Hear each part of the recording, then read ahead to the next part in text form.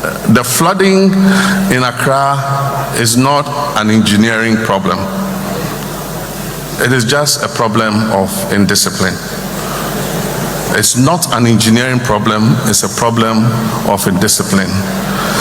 We have drains, and everybody says, why don't you do sealed drains?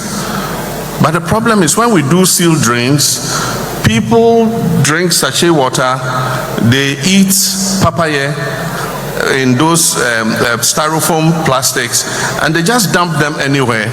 And these plastics wash into the drain, and they go and block the drain. And so if you have to unclog the drain, you have to remove all the drain covers and clean it out.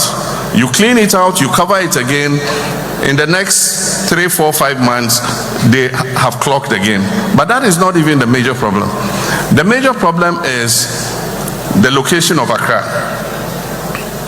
You have the Kwapim Mountain Range, and you have the Atlantic Ocean. Before people came to Accra, you had the Lafa Stream, you had the Densu, you had the Sakumo Stream, you had the Kole Stream, you had the Odo Stream. All of them were rainwater that falls in the mountains that flow through to the Atlantic Ocean. Then you come and build a city in the path of those streams. What do you expect the streams to do? And even if you build, leave the causeways. If you come to London, you see the canals in the city. If you go and build a house in that canal, where will the water go?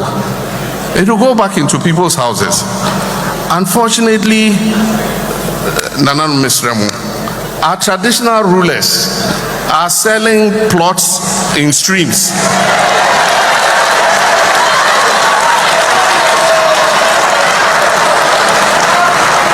It's not this Nananuma I'm talking about. We have places they call Ramsar sites. These Ramsar sites are wetlands. And they said that migratory birds come from Europe during the winter. They come and spend vacation with us in Africa. Then when they finish the vacation and it's summer, they fly back. And decided to protect the Ramsar sites because of the migratory birds. But let me tell you what the Ramsar sites do. They are wetlands. So when they receive the water from the Kwapim Mountain Range, the Ramsar sites are huge wetlands. So they absorb the water into the wetlands and discharge the water gradually into the ocean. So if you build and you fill and build, you fill and build, you fill and build, you are reducing the size of the Ramsar site, of the wetland. And so when the water comes, what is left cannot contain the water. And so it will overflow and flood people's houses. I've seen from the air, helicopter, a stream coming from the Kwapim Range. And then it reaches somewhere and they've built across it. And so the stream has nowhere to continue. So it will flood your houses and flood houses of people behind. Now when government takes action and begins breaking people's houses out of the waterway, the same people will say, hey, that's our problem.